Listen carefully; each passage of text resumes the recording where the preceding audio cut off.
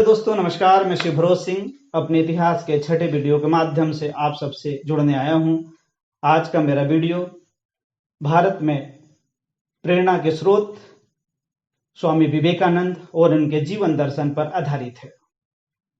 हम स्वामी विवेकानंद को समझें इसके पूर्व इनके जन्म एवं बचपन को समझ लेते हैं। तो स्वामी विवेकानंद का जन्म 12 जनवरी 1863 को बंगाल के कोलकाता में हुआ। इनका बचपन का नाम नरेंद्र नाथ दत्त था। इनके पिता विश्वनाथ दत्त कोलकाता हाईकोर्ट के प्रसिद्ध वकील थे। इनकी माता भुवनेश्वरी देवी धार्मिक विचारों की महिला थी। माता एवं पिता के धार्मिक, प्रगतिशील व तर्क संगत रवैये का असर बालक नरेंद्र के जीवन पर पड़ा और उनका व्यक्तित्व निखरा। बचपन से नरेंद्र बहुत कुशाग्र बुद्धि के थे और साथ ही बहुत शरारती थे। उनके घर में नियम पूर्वक पूजा पाठ और धार्मिक आयोजन हुआ करता था। परिवार के धार्मिक एवं आध्यात्मिक वातावरण का प्रभाव बालक नरेंद्र के मन पर हुआ और ईश्वर प्राप्ति के प्रति उनके मन में लालसा जागने लगी। हम दूसरे बिंदु को देखते हैं, उनकी शिक्षा। सन 1871 में 8 साल की उम्र में नरेंद्र नाथ ने ईश्वरचंद विद्यासागर के मेट्रोपॉलिटन संस्थान में दाखिला लिया। 1879 में कलकत्ता में अपने परिवार की वापसी के बाद वह एकमात्र छात्र थे जिन्होंने प्रेसिडेंसी कॉलेज परीक्षा में प्रथम डिवीजन में अंक प्राप्त किए। बालक नरेंद्र की वेद, उपनिषद, भगवद गीता, रामायण, महाभारत और पुराण के अतिरिक्त अनेक हिंदू शास्त्रों में गहरी रुचि थी। नरेंद्र को भारतीय संगीत में भी प्रशिक्षित किया गया। वे नियमित रूप से शारीरिक व्यायाम और खेलों में भाग लिया करते थे।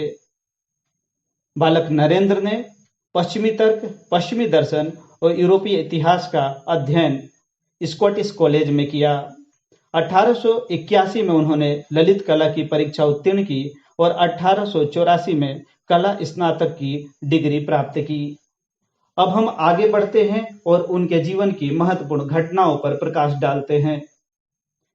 पहले बिंदु में हम देखते हैं 1881 में स्वामी विवेकानंद की रामकृष्ण परमहंस से मुलाकात होती है, लेकिन वे रामकृष्ण परमहंस से पूरी तरह से प्रभावित नहीं होते हैं। बाद में उनके ज्ञान और दर्शन से प्रभावित होकर उनके प्रिय शिष्य बन जाते हैं। 1884 में विवेकानंद के जीवन को गहरा आघात पहुंचता है और उनके पिता इस संसार को छोड़कर चले जाते हैं। अभी पिता के दुख से उभरे ही नहीं थे कि 1886 में गुरु रामकृष्ण परमहंस का भी स्वर्गवास हो जाता है, जिससे विवेकानंद काफी दुखी होते हैं।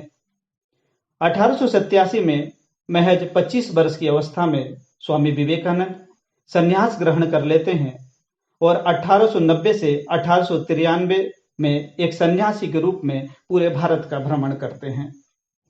अब विवेकानंद को दुनिया में और भी बड़ा नाम मिलना था, बड़ा सम्मान मिलना था। उस घटनाक्रम की तरफ हम बढ़ते हैं। 1893 में अमेरिका के शिकागो शहर के लिए विवेकानंद भारत से शिकागो पहुंचते हैं और सर्वप्रथम वहां के हार्वर्ड यूनिवर्सिटी के प्रोफेसर जॉन राइट से मुलाकात करते हैं। 11 सितंबर 1893 का वह दिन विश्व इतिहास में हमेशा याद किया जाता है। आज के दिवस शिकागो शहर में विश्व धर्म सम्मेलन के आयोजन किया जाना था, जिसमें भारत के प्रतिनिधि के रूप में विवेकानंद उपस्थित होते हैं। क्योंकि भारत उस समय एक गुलाम राष्ट्र था, इसलिए भारत के प्रतिनिधि को हिंद दृष्टिकोण के रूप में देखा जा रहा था और ऐसा प्रयास भी किया जा रहा था कि विवेकानंद को बहुत कम अवसर मिले। लेकिन विवेकानंद को अवसर प्राप्त होता है और जैसे ही अवसर प्राप्त होता है तो अपने पहले उद्बोधन में विवेकानंद कहते हैं, मेरे प्यारे अमेरिकन भाइयों एवं बहनों।